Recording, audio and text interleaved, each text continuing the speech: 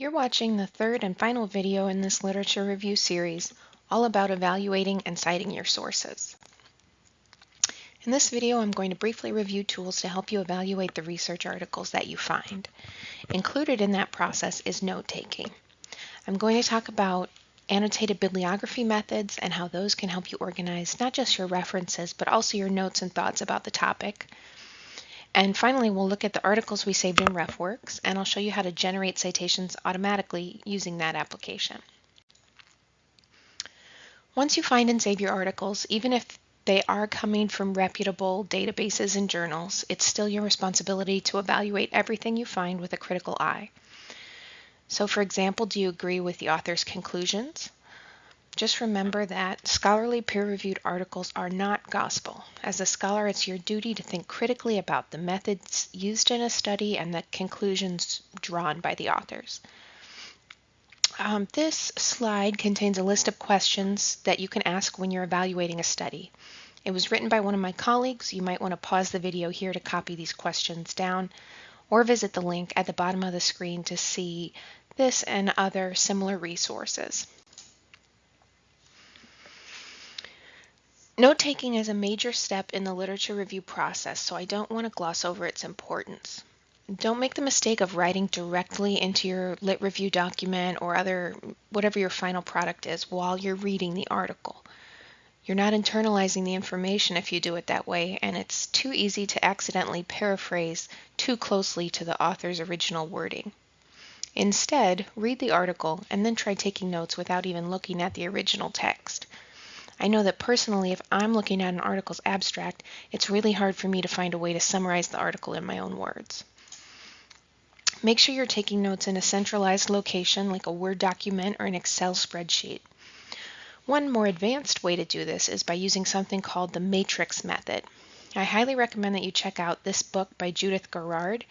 It's available as an ebook through the UIC library, so you can access it on your computer from any location. Search the library website for this title, Health Sciences Literature Review Made Easy, and you'll see the link in the center of the search results.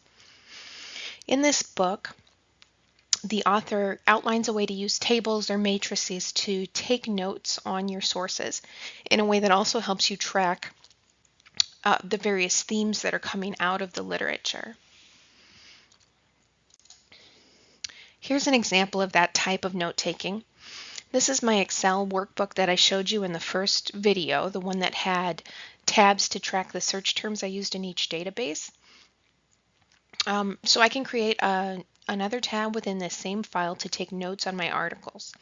And on the right-hand side, I can note the various themes that I want to use to organize my lit review.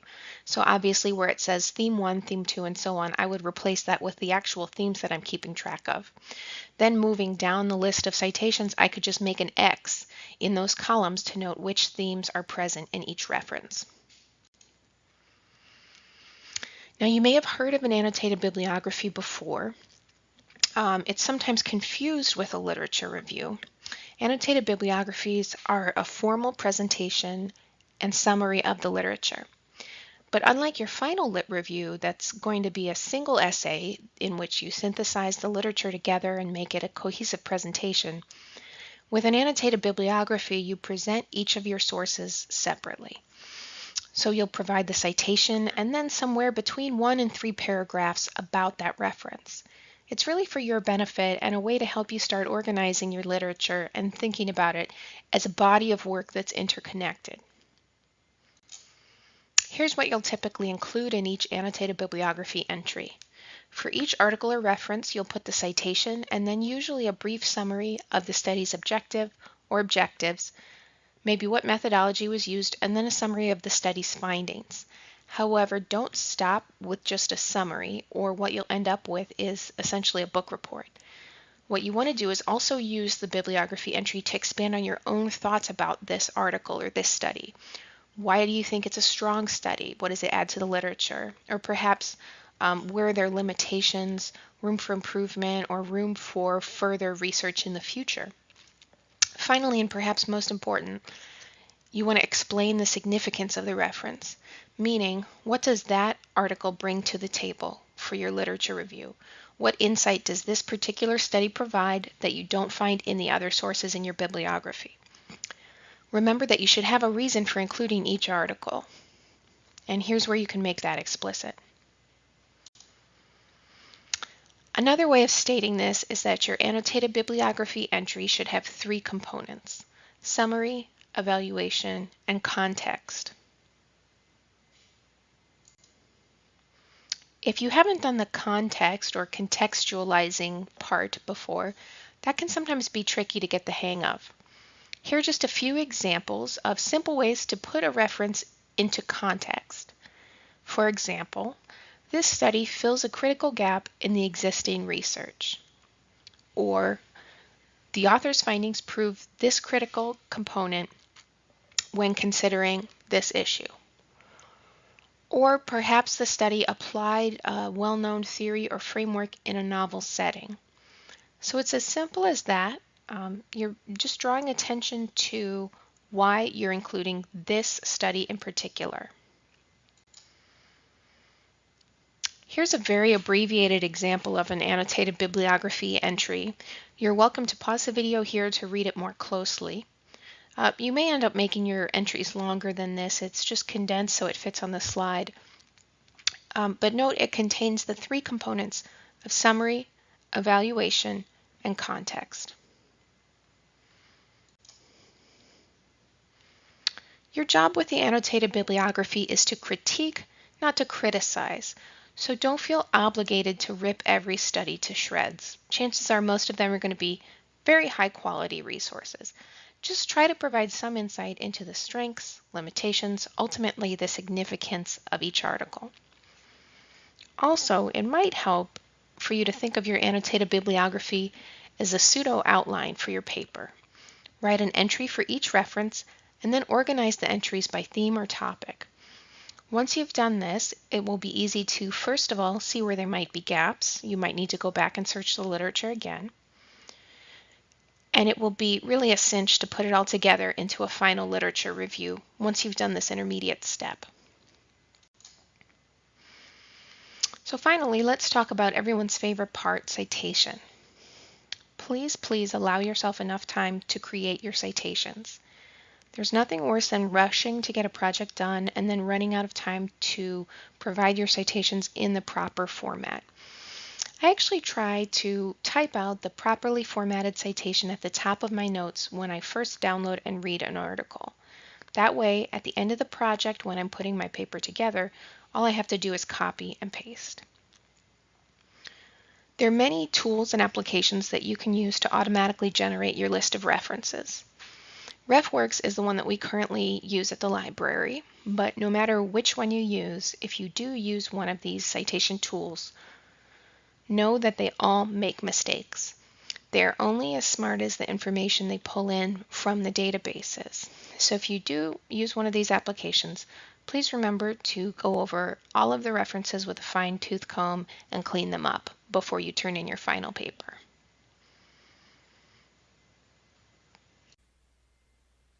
Now I'm going to very briefly go over how to generate citations using your RefWorks account. So again, from the library website, I'm going to My Accounts,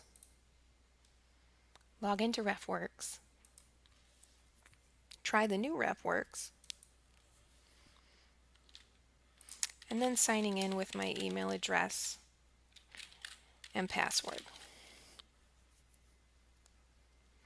So here is my RefWorks database of references.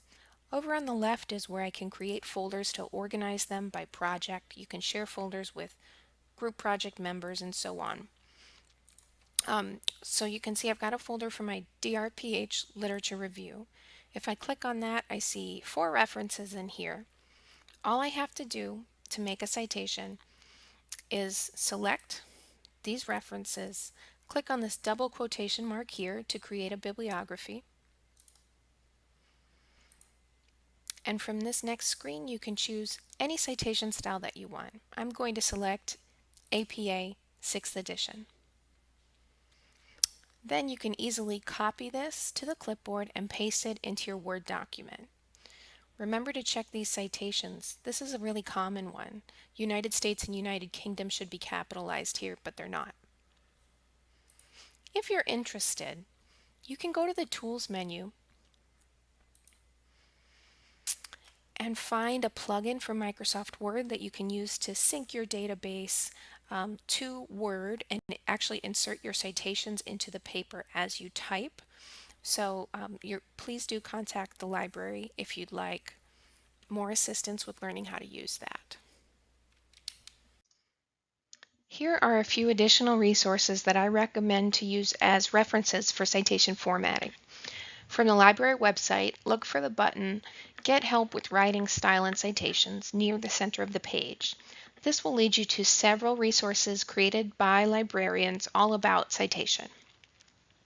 Second, Purdue OWL is the online writing lab, is a wonderful site. Just Google Purdue OWL to find it.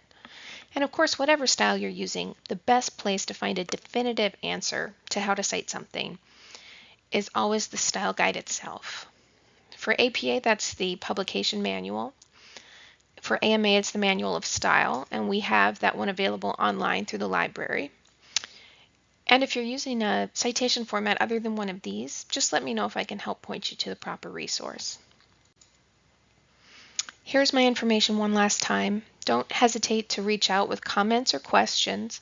I'm happy to help via email or phone, or we can meet online if you'd like to get one-on-one help with database searching, a more in-depth walkthrough of RefWorks, or anything else I talked about in these videos. Thank you.